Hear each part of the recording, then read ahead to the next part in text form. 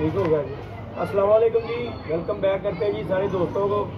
तो दोस्तों, मौसम की ख़राबी की वजह से शाह साहब जो है कप उड़ा रहे थे, तो उसका शाह जी आप दोस्तों को, ये खुरम भाई भी आए हैं, ये आप दोस्तों को डिटेल देते हैं कि मौसम के बारे में और क्या प्रोसीजर आगे इतवार का करना है। जी खुरम भाई। अस्सलाम वालेकुम जी दोस्तों, क्या हाल है? सब ठीक ठाक है खैरियत से जी। दोस्तों, इस तरह है कि लाहौर की जितने भी शौकीन होंगे उनको सबको पता चल चुका होगा कि लाहौर में जितने भी बड़े टूर्नामेंट्स हो रहे हैं उन सब ऑर्गेनाइजर्स ने अपना टूर्नामेंट्स कैंसिल कर दिए बारिश की बिना पर। वो बारिश ही बहुत ज़्यादा है, पूरा दिन बारिश है, सारा दिन बारिश है तेज़ हवाओं के साथ। तो इसकी वजह से जो उस्ताद विशाल शाह साहब अपना कप करवा रहे थे इस इतवार का, जिसमें इलाका धर्मपुरा, सदर और मियाँ मीर था, तो तमाम लोगों के टूर्नामेंट्स कैंसिल कर दिए गए। उनकी बिना पे हमने भी अपना टूर्नामेंट्स कैंसिल कर दिया और नेक्स्ट संडे 1 अक्टूबर को यही सेम एरिया सेम इनके टूर्नामेंट नेक्स्ट संडे को उड़ेगा इंशाल्लाह। जी अस्सलाम वालेकुम जनाब अली।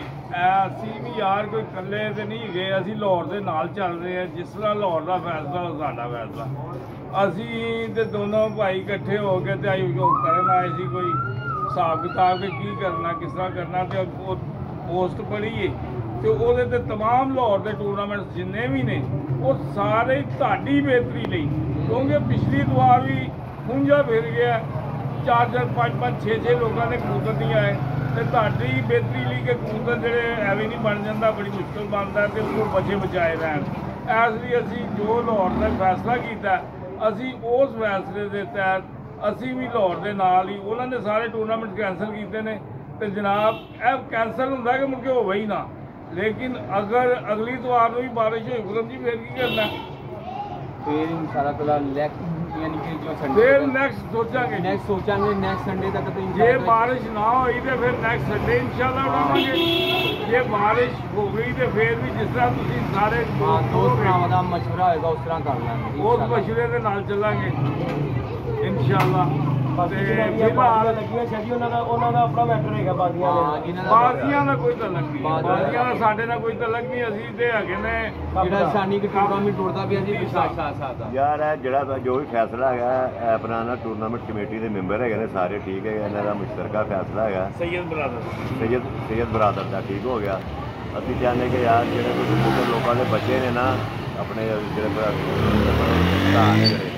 मजीद नुकसान किसी का ना हो, क्योंकि कबूतर बड़ी मेहनत ना बनता है।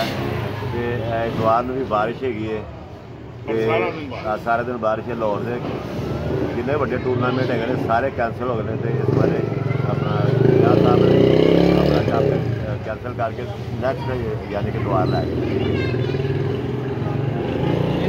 के तीसरे इतवार और 1 अक्टूबर को जो नेक्स्ट संडे आ रहा है उसमें इंशाल्लाह ताला विशाल शाह साहब अपना कप उस तरह उड़ाएंगे जिस तरह सेम उड़ रहा है, सेम इलाका है, सेम एंट्री है, सेम इनामात हैं।